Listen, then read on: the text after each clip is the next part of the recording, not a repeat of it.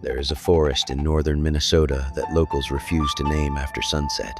On maps, it's labeled Black Pine State Preserve, but in town just outside Duluth, people call it the Hollow because the trees don't grow straight there. They lean inward, like they're listening. The legend of the North Witch. Long before the lumber routes, before settlers built cabins, the Ojibwe told of a wandering spirit that did not belong to the land. It came from farther north beyond the frozen edges of Lake Superior, where winter lasts too long and silence becomes a living thing. They called it Casca Ithra. It was neither demon nor ghost. It was older. It wore many forms, but most often it appeared as a woman with skin pale as frost and hair black as burned pine bark. Her voice sounded like wind slipping through cracked doors. She did not hunt adults. She hunted children, because children, the story said, could see her true face, and that angered her. 1,974. The first 5. In October of 1974, 5 children went missing. Emily Carter, 8. Joseph Randall, 9. Tommy Vale, 7. Sarah Linton, 8. Daniel Price, 10. They were last seen biking toward the tree line after school. It was warm for autumn. Leaves fell slowly. The sky was impossibly clear. None of them came home. Search parties combed Black Pine for weeks. Dogs refused to go beyond a certain clearing. Compasses spun erratically. One volunteer swore he heard children laughing just ahead of him, yet the forest was visibly empty. 32 days later, the bikes were found stacked neatly in a circle around a dead birch tree. No footprints, no blood, no bodies. Just 5 small handprints burned into the bark, as if pressed there by fire. The case went cold, but the forest did not. Present day, the second 5. It began with a dare. 5 college friends from Minneapolis decided to film an overnight documentary in Black Pine. They were chasing internet fame. Logan Price, film major, skeptical, grandson of Daniel Price, one of the missing children. Tara Nguyen, folklore enthusiast. Marcus Doyle, drone operator. Brianna Holt, photographer. Ethan Reeves, podcast host. They knew about the 1,974 disappearances, Logan especially. His grandfather had vanished before Logan was born. The mystery had fractured his family. He wanted answers. They entered Black Pine on October 12th, exactly 50 years after the first 5 disappeared. Night 1. At first, it was nothing but ambiance. Tall trees, rotting leaves, silence so thick it pressed against their ears. Then Marcus's drone began malfunctioning. Its live feed glitched, static tearing across the screen. In the interference, for half a second, a figure appeared. A woman standing impossibly tall between the trees, her neck elongated, her fingers bent backward, her eyes completely black. Then the signal cut. They laughed it off. They shouldn't have. The first child. At 2:13 a.m., Tara woke up screaming. She said a little girl had been standing outside her tent, barefoot, mud-caked, with burned hands. "Emily," the girl whispered. "She took us." The others found no footprints outside, no disturbances, just frost forming on the tents despite the mild temperature. That was the first time they heard the humming. Low, rhythmic, almost maternal. The ancient spirit revealed. Tara, shaking, recounted something she'd read. Casca Ithra was said to be an ancient northern spirit cast out of its original realm for feeding on youth. It could not create life, only mimic it. It envied the living, so it stole children, but it didn't kill them. It kept them somewhere beneath the forest floor, alive, unaging, waiting, and when enough were taken, it could cross fully into this world. The number was always 10. 5 in 1974. 5 more needed. Disappearance Haitian Marcus. The next morning, Marcus was gone. His tent zipped from the inside. Camera still recording. Reviewing the footage later, they would find this recording weeks afterward. Investigators saw something horrifying. At 3:47 a.m., the tent fabric slowly depresses inward like something pressing its face against it from outside. Then a child's voice. "Marcus, come see." Marcus unzips the tent. The camera catches a glimpse of 5 children standing hand in hand among the trees, burned palms glowing faintly. Marcus whispers, "How are you alive?" The footage ends with a shadow moving behind them. Too tall, the Witch of the North. On the second night, Brianna found an old cabin deep in the woods. Inside were symbols carved into every wall. circles intersecting with jagged lines. In the center sat a rocking chair. Still moving, Tara recognized the markings as northern warding runes similar to old Scandinavian symbols. There were rumors of a witch who settled near Thunder Bay centuries ago, a woman accused of child sacrifices during brutal winters. She vanished into the woods when villagers came for her. Some believe she made a pact with something older than humanity. She didn't become powerful. She became a vessel. Casca, Ithra had needed a body. The witch had volunteered.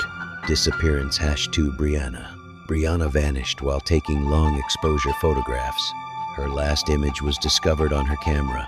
It showed the group standing together, except behind them stood a sixth figure, a woman smiling, her mouth stretched too wide. Inside her mouth were small hands pushing outward, the truth beneath. Logan began digging near the dead birch tree from 1974. He struck something wooden, a trapdoor. Underneath was a staircase descending into blackness. They went down. They should not have. The children's hollow. The underground chamber was vast roots twisting through its ceiling like veins. And there they were, 10 children standing silently in a circle. 5 from 1974. 5 new ones, Marcus and Brianna among them. Their eyes were hollow, skin pale, hands burned, but alive. In the center stood the witch, her body brittle, skin cracked like frozen earth, eyes endless voids. She spoke without moving her mouth. "They are seeds," Logan shouted. "What did you do to my grandfather?" The children turned toward him in unison. Daniel Price stepped forward. "I never grew up." Disappearance #3 Ethan. Ethan ran. He didn't make it to the stairs. The roots beneath the ground shifted alive, wrapping around his legs, pulling him downward. His screams echoed until they became childlike laughter. The revelation. Casca, Ithra, feeds not on flesh but on time. Children have the most. By trapping them in an eternal state, it siphons their years slowly, growing stronger each decade. When tenor-bound, it manifests fully. The witch's body began cracking apart, revealing something vast and shadowed inside. Not human. Never human. Logan realized something. The burned palms were seals. If broken, the children might be freed, but breaking them meant destroying the vessel. Disappearance #4 Tara. Tara tried to pull one child from the circle. Her skin blistered instantly. The witch whispered, "You cannot take what was given." The roots seized Tara. Her final words. "It's not a witch. It's a wound." She vanished into the earth. The final choice. Only Logan remained. His grandfather stared at him. "You have to burn the tree. The birch. The seal is above, not below." Logan fled the chamber. The witch followed, stretching upward through soil and root, emerging from the forest floor like a corpse reborn. Her true form towered, limbs branching like antlers, faces of children embedded along her torso. Logan reached the dead birch tree. He poured gasoline from their emergency kit. The witch screamed, not in rage, but in fear. "You will end them." Logan lit the match. For a moment, he saw 10 children smiling peacefully. Then he dropped it. Flames erupted. The ground shook violently. The witch shrieked as cracks of white light split her body open. The forest howled. And then, silence. Aftermath. Authorities found the campsite burned. 4 bodies were never recovered. Only Logan survived. He was found wandering the highway at dawn, covered in ash, repeating, "They were still alive." The dead birch tree was gone. In its place stood 10 small saplings. 1 year later, Black Pine is closed to the public, but hikers report something new. Children laughing, not in sorrow, but in play. And sometimes, on the coldest nights, a tall woman stands at the tree line, watching her body forming again from frost. Because ancient spirits do not die. They wait, and somewhere beyond Lake Superior, winter is coming early this year. They closed Black Pine State Preserve within a week. State officials blamed a gas line accident for the fire. But there are no gas lines in the deep woods outside Duluth, and trees do not grow overnight. The saplings. When forestry crews returned to assess the damage, they found something impossible. 10 saplings stood in a perfect circle where the dead birch once rotted, each trunk no thicker than a wrist, each bark pale as bone, each with faint darkened marks near the base, like fingerprints. The workers refused to approach after one of them, an older man named Harold, claimed he heard whispering from beneath the soil. "They're cold," the whisper said. "Let us out." Harold suffered a stroke that evening. Before he died, he told his wife, "The roots were moving." Logan's silence. Logan Price was placed under psychiatric observation in a hospital near Minneapolis. He spoke only twice, once to ask what day it was, and once to ask if the trees were growing. He began drawing obsessively. Every page showed the same image. A tall woman made of bark and bone, her torso split open like a hollow trunk. Inside her ribcage were children, curled as if sleeping. But in the most recent drawings, there were 11. The ground breathes. Winter arrived early that year. By late November, snow blanketed Black Pine. A security team was assigned to guard the preserve fence. On the third night, one guard radioed in, the ground steaming. When backup arrived, they found him kneeling in the snow, hands buried to the wrists in the frozen earth. Smiling, his fingers had been stripped of skin, as though something beneath the soil had sucked it away. His last coherent words, "They're not trees. The ancient spirit evolves." Casca Ithra had been wounded, but not destroyed. The fire had broken the seal, yes, but it had also freed the spirit from its vessel. It no longer needed the witch's brittle human shell. It had roots now, 10 anchors, 10 living conduits.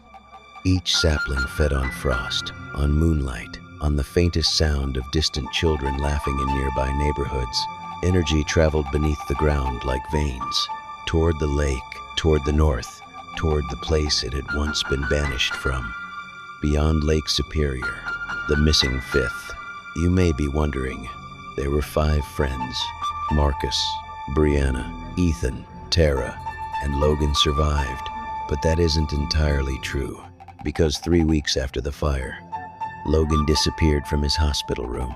No alarms, no broken windows, just frost coating the inside of the glass. And carved into the wall above his bed, 10 was never enough. The children return. In February, reports surfaced from neighborhoods on the outskirts of Duluth. Children waking in the night, standing at their bedroom windows, speaking in unison. "She's building her house." Parents described the same detail. Their children's palms were red and blistered, as if pressed against something hot, but the skin was cold to the touch. Doctors found no burns, only a strange residue beneath the skin, like splinters, wooden splinters, growing outward. The witch without skin. One storm-heavy evening, a woman was seen walking along the frozen shoreline of Lake Superior. Security cameras caught only fragments.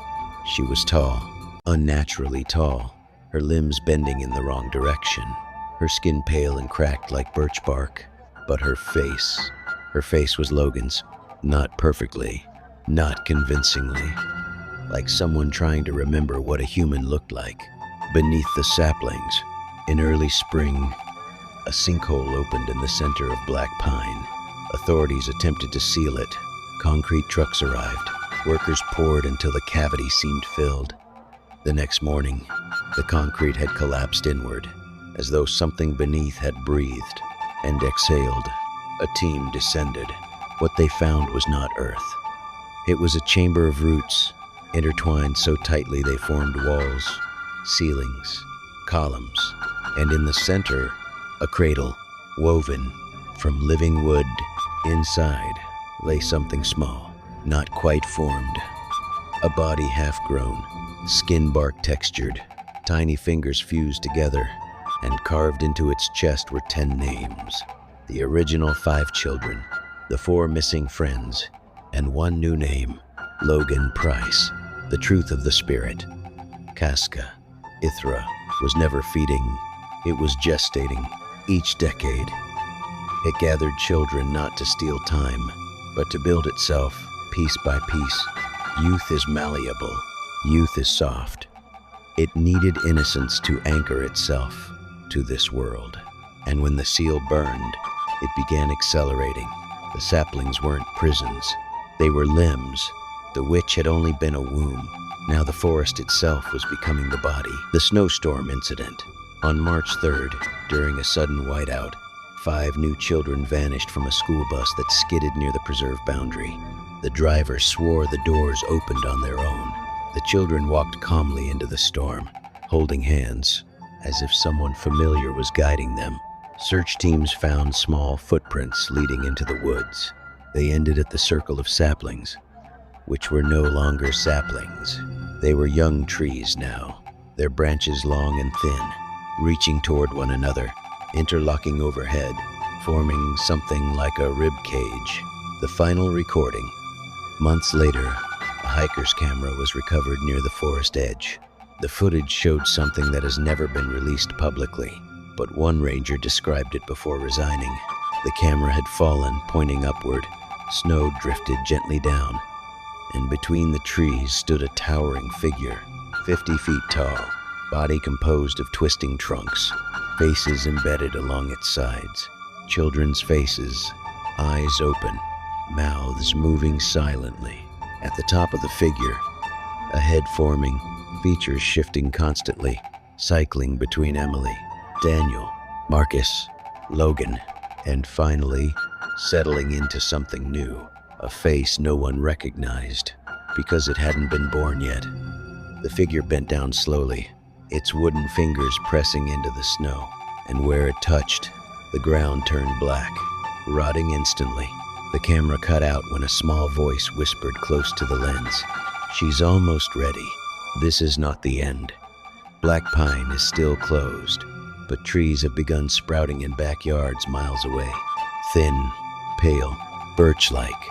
Children in Minneapolis report dreaming of a forest under their beds.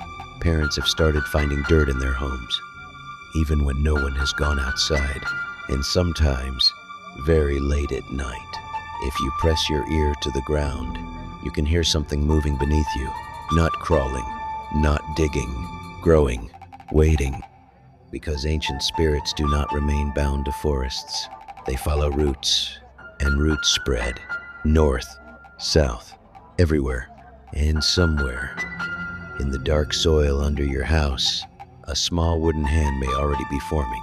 The hollow of Black Pine final descent. They were wrong about one thing. It wasn't spreading, it had already spread. Black Pine was never the origin. It was an incubation site, the map no one saw. When the sinkhole collapsed for the 3rd time, a geologist was brought in from Chicago to survey subterranean patterns. He mapped seismic tremors beneath northern Minnesota. The data formed something unmistakable. A circle, not around Black Pine, but around all of Lake Superior. 10 fault points, 10 growth centers. Black Pine was only one of them. The others had already begun. The children stopped sleeping. Across Minnesota, across Wisconsin, across Ontario, children stopped sleeping. They didn't scream. They didn't cry. They simply stood beside their beds at 3:47 a.m., eyes open, palms pressed together, whispering in a language no one could translate. Pediatricians found the same anomaly in every affected child. Their bones were becoming porous, light, hollow, as if preparing to root. Logan returns. Security footage from a rest stop outside Thunder Bay showed Logan walking barefoot along the highway shoulder. His skin looked wrong, not diseased, not injured, but textured, grained, like unfinished wood. He entered the forest without hesitation. The cameras lost him at the tree line, but one microphone picked up his final words.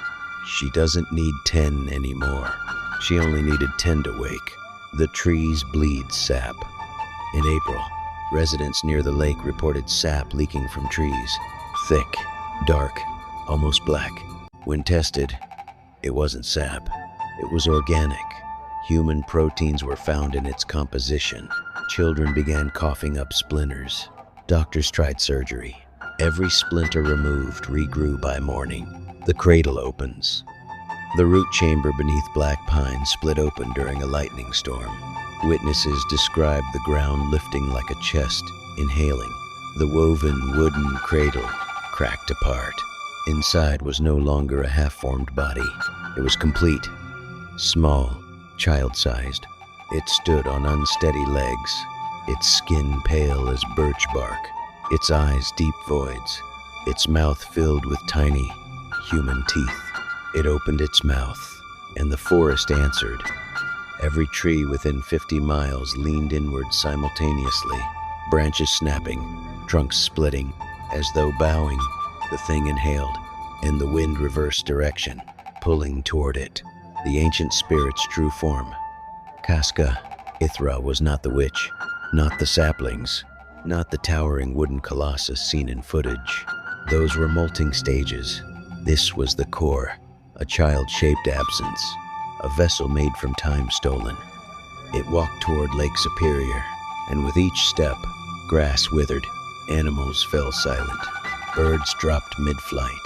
The drowning of the north, on the coldest night of the year, the lake froze faster than meteorologists could explain. A sheet of ice miles thick formed in hours, cracks spider-webbed across its surface. People gathered along the shoreline. They thought it was a miracle. It wasn't. The ice split open at the center, and from the black water rose something vast. Roots, miles long, thick as highways. They connected to each growth center around the lake, forming a lattice, a skeletal frame emerging from beneath the earth. The child-shaped core stepped onto the ice and began to grow, limbs stretching, spine elongating, faces forming across its expanding torso. Not just the original children, thousands now, every missing child from the region over centuries, eyes open, mouths silently moving. The lake drained as if swallowed, water pulling downward into the root network, feeding it. The final broadcast, before communication towers failed, a news helicopter circled above the lake. The camera zoomed in. The entity now towered miles high, a forest woven into flesh, a cathedral of bark and bone. At its center, embedded within its chest, Logan, alive, eyes hollow, his mouth moving in sync with every child face across the body. The reporter's last words, broadcast nationwide. "It's looking at us." The entity turned its head, slowly, deliberately, facing south. The collapse of sound.